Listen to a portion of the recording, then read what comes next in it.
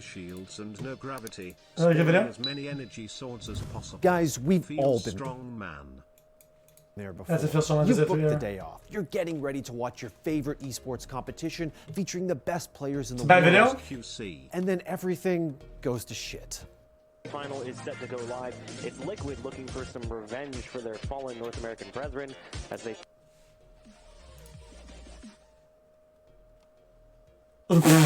After all, guys, esports hasn't always been the big production that it is today. And while nowadays you're used to top-tier production from your favorite tournaments, there was a time when going to a big LAN event was a bit of a dice roll. So we thought, why not reminisce and take a look back at some esports tournaments from years past that didn't quite go as Some of them are still Here scuffed. are the top 10 worst esports tournaments so far. Kicking off our list is none other than the Nanyang Dota 2 Championships Cruise Cup. Shortly after being fired from the Shanghai Major, KeyTV decided it would be a good idea to host a 4-team tournament on a cruise ship. The tournament director claimed that they were renting a satellite to ensure a quality stream, but struggled to keep the broadcast running. If it wasn't before, it quickly became clear aboard the Sapphire Princess that the cruise was less of a Dota tournament than a vacation with lots of poker and video games. This was never meant to be a normal competition, and couldn't be with the numerous obstacles and uncertainties of playing at sea. What? Even the eventual winners, Wings Gaming, left with a sour taste in their mouths. You literally had to be Pepe there laugh, to experience it. _right, Dota. Wait, what was that picture? There's no Dota today. The organizers have given us zero permission and are MIA. Play near xQc rage, play near xQc rage, play near xQc rage, play near xQc rage. Yikes. Taking the number 9 spot on our list is the This thing's a Electronic fun- Sports World Cup 2015 in Montreal. ESWC was run by Mondial des Jeux, and despite having run events before, the tournament ran into the typical issues we're used to experiencing from subpar tournaments. We'll get into them in a second, but first, a short break. I have a magic word for all of you. We are going for a quick break, and we will be right back. Are we really? Are we really? Okay. So, I do have some news for you guys. I am defeated. I do have some news for you guys. We are going to take a short commercial break, and we'll be back. It is the match that never ends. It just goes on and Jesus Christ, dude.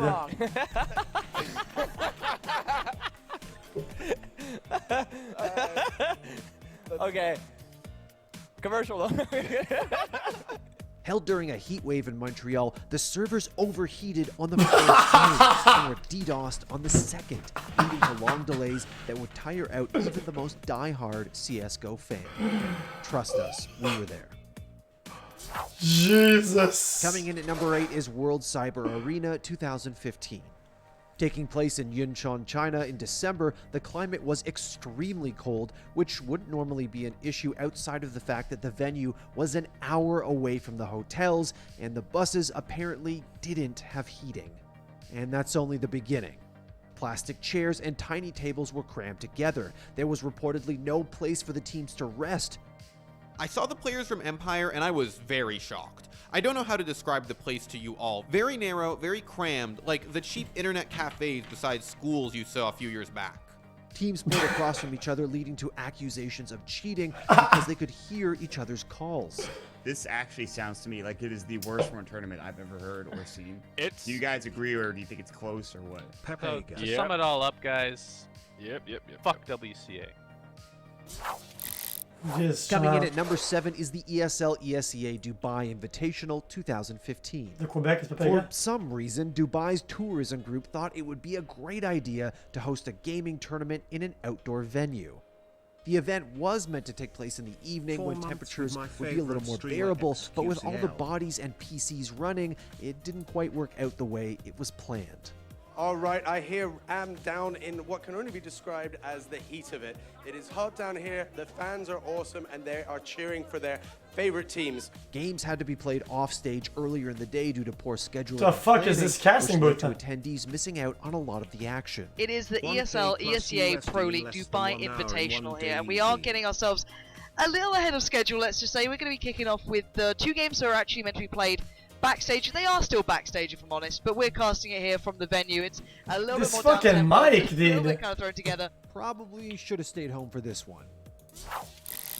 This Coming fucking in at number laptop mic, 6 yeah. is the Major AllStars Dota 2 tournament.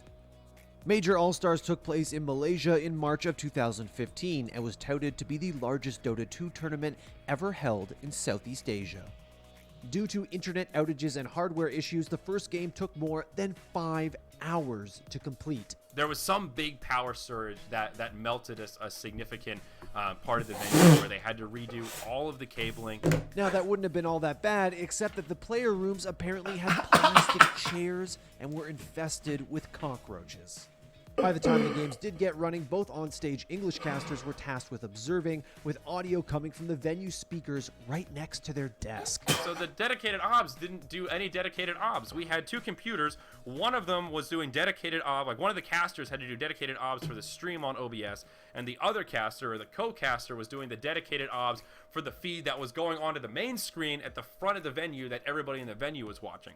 We're at the bottom of the court facing the stage right before the stadium seating starts. So we're like prime positioning for the PA to be blaring at us. The Russian and Vietnamese casters were not so lucky, as they had to persist through PC problems.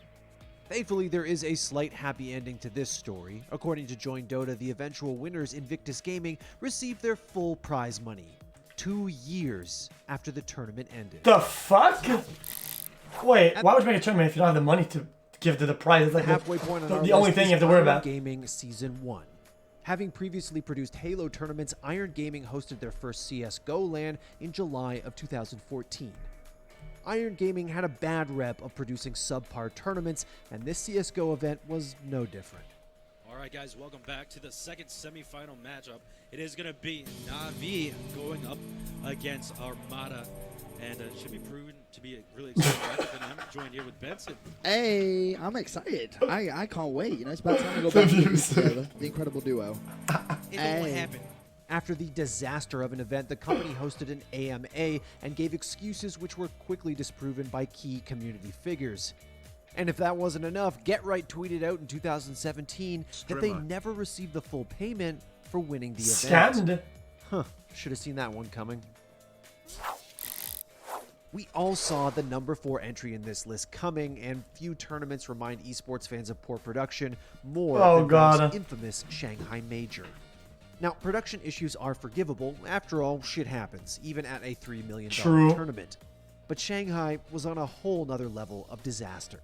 Hello and welcome to the Shanghai Major presented by Perfect World. We're live and please monitored at an undisclosed location. I am Sir Too Good, your host for this event. After the public firing of James Too Good Harding and the original production team in Key TV, the broadcast tightened up. But things were falling apart behind the scenes as well. Alright, so the welcoming ceremony was actually canceled or something? I don't know. Production value. From poor scheduling to awful accommodations, the players and talent persevered. But even after the tournament had ended, the nightmare continued as equipment was lost by the hotel staff and local authorities were even involved. The fuck? Our number 1 takes us to the island of Saint Martin in the Caribbean, where VXG took. Okay, guys, is there any reason why they make tournaments in like these tropic locations and like islands and cruises? Why don't you just get an arena and just make a tournament there? What the fuck is wrong with these people, dude? VXG was claimed to be the greatest tournament in fighting game history. When VXG is done, and I'm telling you right now, he's smoking. It will be the greatest event in fighting game history. It is going to set a new standard, a new template. You are going to be caught between East Coast Throwdown, Evolution, and then the Aftermath, which is VXG. Organized by Triforce, the owner of Empire Arcadia, notable players attended the event despite his reputation of not fulfilling his promises. Before they were set to begin the top 8, players were asked to sign a contract that stated they would receive 33% of their prize money after the event, while the remainder would be paid out at a later date. The only problem is that they weren't, and they never received their full payout. Oh yeah, and there was also an alleged match-fixing scandal during the MVC3 finals as well. We didn't plan collusion, you know, we didn't say we were gonna do it. We didn't. It was not planned. It was not planned. It just happened. I think. Walking Kappa. What a disaster. We're taking you all the way back to 2012's India Gaming Carnival for our runner-up spot. The tournament was supposed to be one of the biggest events of the year with a more than $300,000 prize pool for featured games. So we believe that esports in India is at that stage right now. The fuck, dude? It's so scuffed. Can you hear the music? The big picture it needs to be. Sure, India Gaming Carnival had all the usual issues you'd expect, such as poor player conditions and equipment, but it's not often you end up at an esports tournament fearing for your life. Moscow 5 were one of the international teams that attended the event despite receiving warnings from Fnatic and Natus Vincere. The team ended up reaching the semi-finals, at which point the organizers decided to actually shut down the entire event by cutting off the electricity as well as all contact with the teams. What? As the team was waiting for a taxi to return to their hotel, they spotted 4 thug-like men that followed them even after they got into their taxi. When they woke up, their room had been broken into and robbed of money, as well as an 8GB memory stick containing footage of the entire shit show. You can't make this shit up.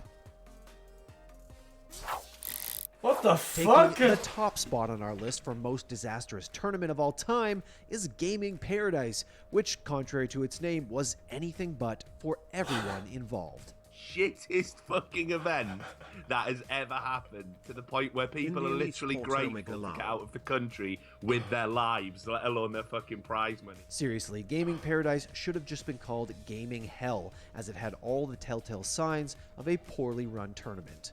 For starters, bad hardware that didn't show up on time, causing hours of stream delays. Yes, the computers were set up at 6 p.m. at the day of the event, which should have started at 9 a.m.